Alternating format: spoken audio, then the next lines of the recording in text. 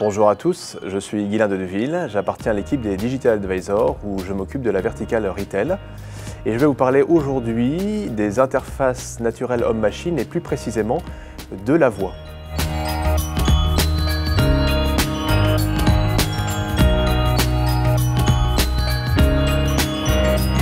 Il y a deux facteurs majeurs de transformation de ce type de solution. Le premier est lié à la maturité même de ce type de technologie, que l'on regroupe sous le terme de service cognitif. C'est la capacité pour une machine d'interpréter une image, de reconnaître une parole, de la replacer dans son contexte, bref, de comprendre une interaction naturelle avec un homme. La seconde est liée tout simplement au coût même de l'accès à ce type de technologie, qui, grâce à la démocratisation du cloud, est devenu aujourd'hui prohibitif. Aujourd'hui, n'importe quelle entreprise peut utiliser ces solutions technologiques afin de développer de nouveaux services.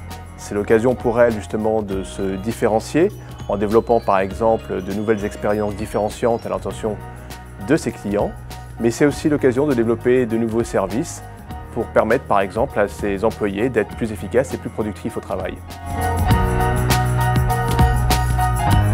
Nous assistons aujourd'hui à un développement rapide de ces technologies, au travers d'objets du quotidien qui, peu à peu, deviennent tous communicants.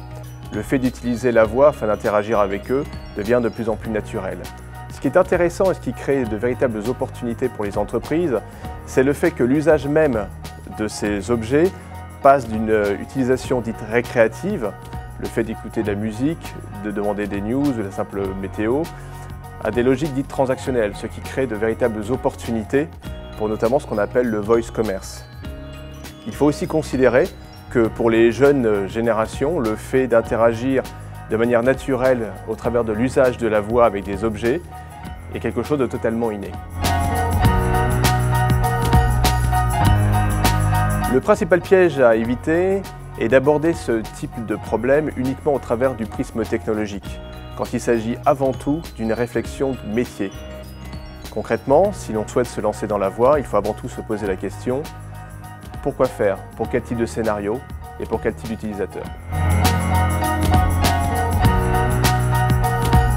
Microsoft se positionne aujourd'hui comme un facilitateur technologique en mettant à disposition des entreprises toutes les briques technologiques nécessaires afin de leur permettre de créer leurs propres solutions autour de la voix. Et c'est certainement pour cette raison que de grands acteurs comme Publicis ou même récemment BMW ont choisi Microsoft pour construire leur propre assistant vocal. Au-delà de la technologie, Microsoft Service fournit toute l'assistance nécessaire à ses clients afin de leur permettre de réaliser de bout en bout ce type de projet. Depuis la création même de la voix, la réflexion sur ce qu'on appelle le voice design, en passant par la création des scénarios, le business case et la construction du socle technologique qui permettra de construire ces futurs services.